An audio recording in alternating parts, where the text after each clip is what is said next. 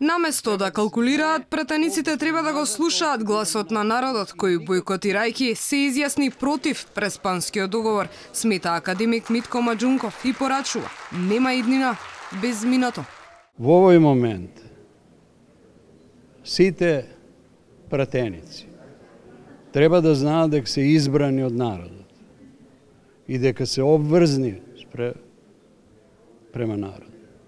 И дека не треба да се прават сега калкулации, туку треба секој да води сметка дека го пренесува гласот на народот таму каде што се наоѓа.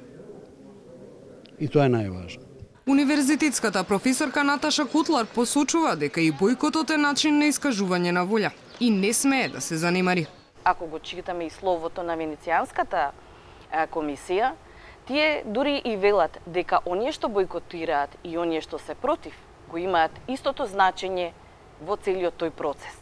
Така што мислам дека треба оние што го спроведуваа референдумот да го читаат тоа слово. Кога се работи за едни определени државни интереси, тогаш веќе тие доминираат над одредени партиски прагматични можности, интереси или желби. Со нејзиниот став се согласува и универзитетската професорка Билјана Ванковска, која вели дека никој не треба да се обидува да ги проблематизира работите, оти народот не дозволи да биде изманипулиран и одлучи да не се самоукине.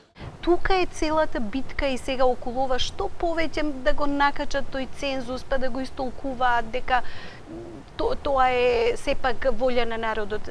Мислам, онаа манипулација со видливо, невидливо, колку биле тука, па уште се зборува дека попис немало толку време, па значи целото тоа е проблематизирање за да докажат, да го докажат она што не може да се докаже, а тоа е дека македонскиот народ сам сака да си се укине и да влезе во една онаква авантура каква што постои во Преспанскиот договор. Универзитетските професори велат дека македонците одамна се одлучиле за Европа, што не е спорно, туку дека бојкотот е дефинитивно отфрлање на договореното со грците.